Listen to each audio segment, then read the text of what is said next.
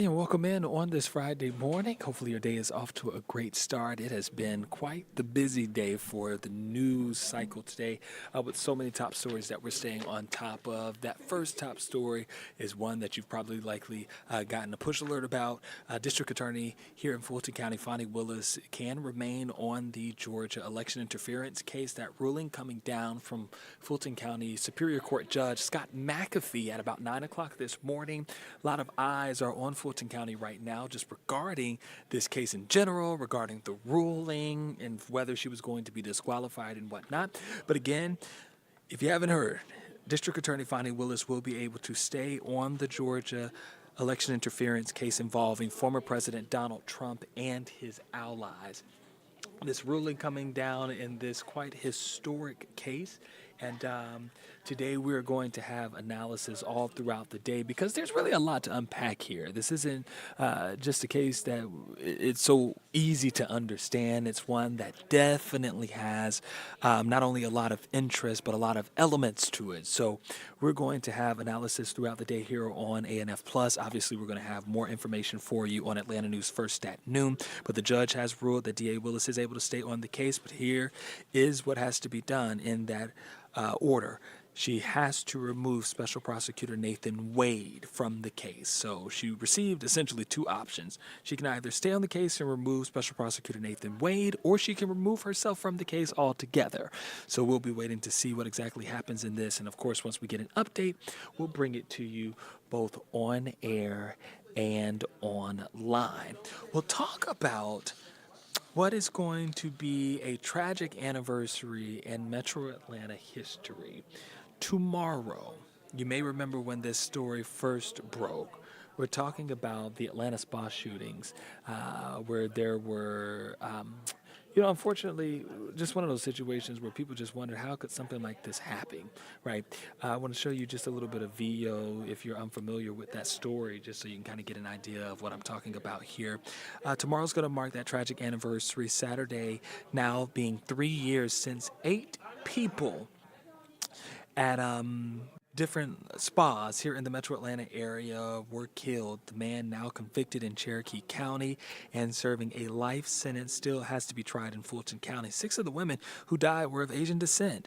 Activists gathering at the state capitol yesterday to remember the victims and to demand change to ensure something like this will never happen again.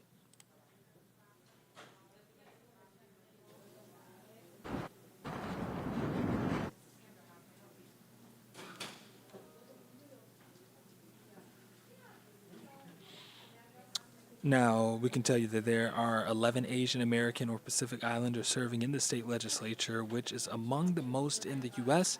Atlanta is going to be one of 4 cities hosting a gathering in remembrance of Asian Americans who died as a result of violence. Right now, a reminder for you to have a conversation with your children if they're teenagers. I think we all remember being in school and you would have the senior prank, and in some cases there was the junior versus the senior war. Well, in Alpharetta, in North Fulton County, there's a bit of outrage right now, even from officials who are just saying that it is time to have those conversations with the kids after a recent incident. I want to show you some video here so you can get an idea of what I'm talking about regarding an incident that recently happened. It turned out to be a junior-senior war. But let's face it, this could have ended much worse. A group of cars pulled into a restaurant parking lot that you see there on your screen on early Sunday morning, pulled out what looked like real guns. Thankfully, when police arrived, officers realized that the teens had airsoft guns and that they were not actually there to rob the restaurant. But if you saw in that video, when you put the airsoft gun and the real gun side by side, they're almost identical. The realism is not only scary for police, but for the people who called for help.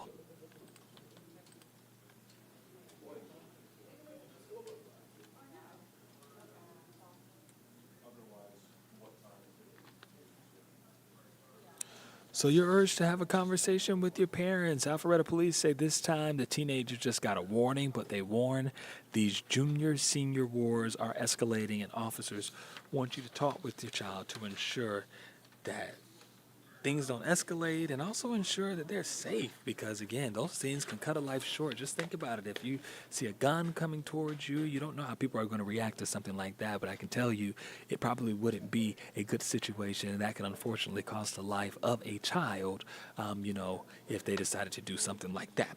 All right, this last story I have to tell you about is Chick-fil-A. Who doesn't love to talk about Chick-fil-A? And don't say I've never done anything for you, because we're about to talk about what people say is the Lord's chicken, right?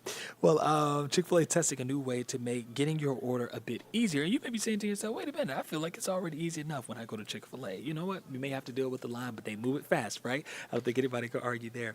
Well, the Atlanta-based fast food company just announced its first mobile pickup site for mobile app and delivery orders, not here in Atlanta, despite this being where Chick-fil-A started. It's actually going to be getting a test run out there in New York City, but that's just one of two digital-first concepts it's testing. The other drive-thru is supposed to open in Atlanta later this year.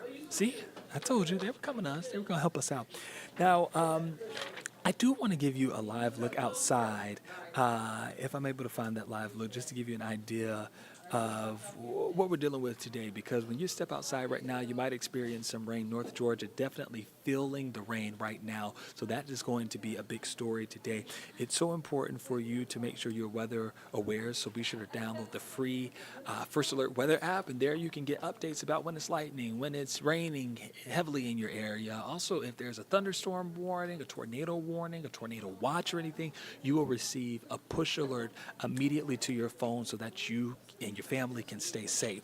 But first, do want to give you a heads up at 11:30 this morning. So in just about 23 minutes, the unarmed veteran Anthony Hill, who lost his life at the hands of Officer Robert Olson, the Atlanta NAACP is going to be hosting a conference, a news conference, again at 11:30. So just a heads up for you. Justice for Veterans and the local NAACP chapter have not agreed with the decision after an appeals court overturned that officer's conviction this week. So they're hosting that press conference at 11:30. In just about 22 minutes, it'll be coming from the DeKalb County Courthouse in Decatur. So we will be streaming that live for you here on Atlanta News First Plus. In the meantime, make today a great one. If you're in the metro Atlanta area, yes, we are dealing with the rain, but it's all good. Once we get past the day, we are told by our team of meteorologists that things will look much better this weekend. So that is something good for us to hear. We appreciate you spending a little bit of time with us here on the First Alert Desk. I'm Brooks Baptiste. Remember, the news always continues on AtlantaNewsFirst.com and the free Atlanta News First app. Make it a great one. We'll see you.